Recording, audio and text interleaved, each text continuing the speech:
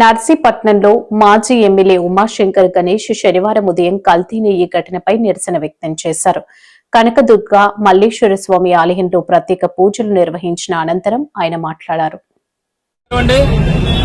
ఈరోజు వైఎస్ఆర్ కాంగ్రెస్ పార్టీ రాష్ట్ర అధ్యక్షుడు వైఎస్ జగన్మోహన్ గారి యొక్క పిలుపు మేరకు ఆదేశాల మేరకు ఆనాడు ఏదైతే తిరుపతి లడ్డూలో ప్రసాదంలో మరి నెయ్యిలో మరి కొవ్వు జంతు కొవ్వు కలిసి చెప్పి తప్పుడు ఆరోపణలు చేసిన కూటమి నేతలకు మంచి బుద్ధి ప్రసాదించాలని చెప్పి ఈ రోజు రాష్ట్ర వ్యాప్తంగా ఉన్న అన్ని నియోజకవర్గ కేంద్రాల్లో ఆలయాల్లో పూజలు చేయాలని చెప్పి ఆదేశాలు ఇవ్వడం జరిగింది. దాంట్లో భాగంగా ఈ రోజు రాష్ట్ర వ్యాప్తంగా అన్ని నియోజకవర్గ కేంద్రాల్లో ఈ కార్యక్రమం చేస్తున్నాం. అందులో ముఖ్యంగా ఈ రోజు నర్సీపట్నం నిధుల్లో వైఎస్ఆర్ కాంగ్రెస్ పార్టీ ఆధ్వర్యంలో ఇప్పటికే పూజా కార్యక్రమం కూడా చేపట్టడం జరిగింది. అది మీ అందరూ తెలుసు, ఆ రోజు కేవలం మాజీ ముఖ్యమంత్రి శ్రీ వైఎస్ జగన్మోహన్ గారి యొక్క ప్రతిష్టను దెబ్బతీయాలనే ఉద్దేశంతో స్వయాన ముఖ్యమంత్రి చంద్రబాబు గారే ఒక అసత్య ప్రచారం ఏదైతే మరి ఆ లడ్డూ ప్రసాదం ఉందో తిరుపతి లడ్డూ ప్రసాదం మహాప్రసాదంలో నెయ్యిలో జంతు కొవ్వు కలిసిందని చెప్పి అసత్య ప్రచారం చేసిన సంగతి అందరం చూసాం. అదే సమయంలో అక్కడ ఉన్న టీటీడీ జీవో గారు మరి ఏదైతే నెయ్యి ఉందో నెయ్యిలో కేవలం వెజిటబుల్ మరి ఫ్యాటే ఉందని చెప్పి ఆయన చెప్పారు.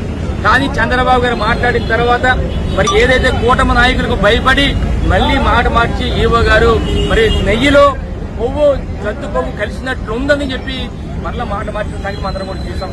మరి ఏదైనప్పటికీ కూడా ఈ రోజు చూస్తే ఏదైతే ఆ రోజు చంద్రబాబు గారు అసత్య ఆరోపణలు చేశారో ఈ రోజు తేలింది.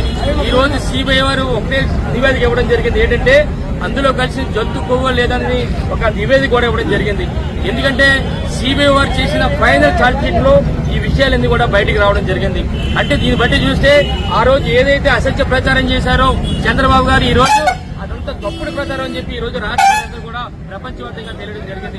ముఖ్యంగా చెప్పాలంటే ఈ రోజు ఆనాడు ఏదైతే చంద్రబాబు గారు అసత్య ప్రచారం చేశారో దానివల్ల ప్రపంచంలో ఉన్న కోట్లాది మంది భక్తుల మనోభావాలను దెబ్బతీయాలనే ఉద్దేశంతో ఆ రోజు చేయడం జరిగింది.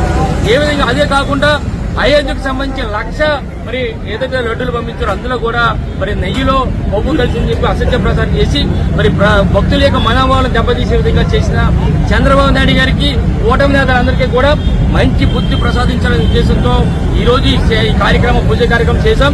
ఒకటే తెలుసుకోవాలి, చంద్రబాబు గారు మీరు ఏదైతే అసత్య ప్రచారం చేశారో ఈ రోజు సిబిఐ నివేదిక వచ్చిన తర్వాత మీరు తప్పుడు మనిషిగా తప్పుడు కార్యక్రమాలు చేసినట్టుగా అసత్య ప్రచారం చేసినట్టుగా ఈ రోజు ప్రపంచంలో ఉన్న ప్రజలందరూ కూడా గుర్తించారు.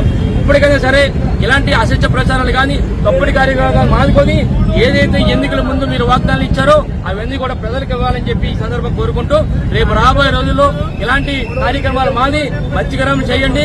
లేని పక్షంలో ప్రజల తరఫున మరి వైఎస్ఆర్ కాంగ్రెస్ పార్టీ అందరూ కూడా మరి దాన్ని ఎదుర్కోవడానికి ప్రజల తరఫున పోరాటం చేస్తామని చెప్పి సందర్భంగా తెలియపరుస్తూ నమస్కారం తెలుపుకున్నాం.